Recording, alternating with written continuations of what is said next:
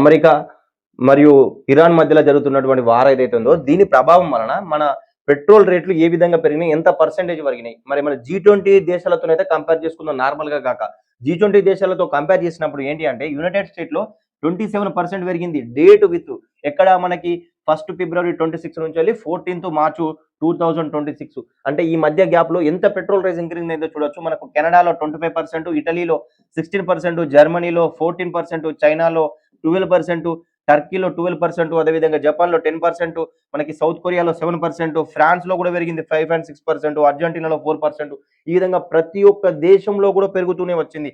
ఆస్ట్రేలియాలో 2%, సౌత్ ఆఫ్రికాలో 1%, మెక్సికోలో 1%, ఇండోనేషియాలో కూడా 1%. మనకు పెరిగినటువంటి దేశాలు ఏంటి ఉన్నాయి? Saudi Arabia, India, Russia.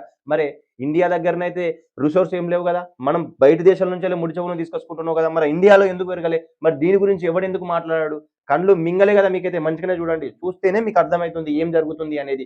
And ఏదైతే దేశాల మధ్యలో యుద్ధం అనేది స్టార్ట్ అయినప్పుడు మనం పూర్తిగా కూడా దిగుమతి పైన ఆధారపడి ఉన్నాం కాబట్టి ముడి సరుకులు కాస్త పెరగవచ్చు. అయినా కూడా భారతదేశంలో ఇప్పటి వరకు ఎక్కడా కూడా పెట్రోల్ ప్రైజెస్ అనేది ఇంక్రీజ్ కాలే. ఎల్పిజి ఏంటంటే ఎల్పిజి మనం స్టోరేజ్ చేసుకోలేము ఎక్కువ సంఖ్యలో, కాబట్టి కొంచెం షార్టేజ్ అయితే ఏర్పడింది. దీనికి అనుకూలించాలి కదరా, ఎందుకురా కళ్ళు నెత్తిన పెట్టుకుని మాట్లాడడం. మరిన్ని ఇలాంటి అప్డేట్ విషయం కోసం మన యొక్క ఛానల్ సబ్స్క్రైబ్ చేసుకోండి. Thank you. జై హింద్.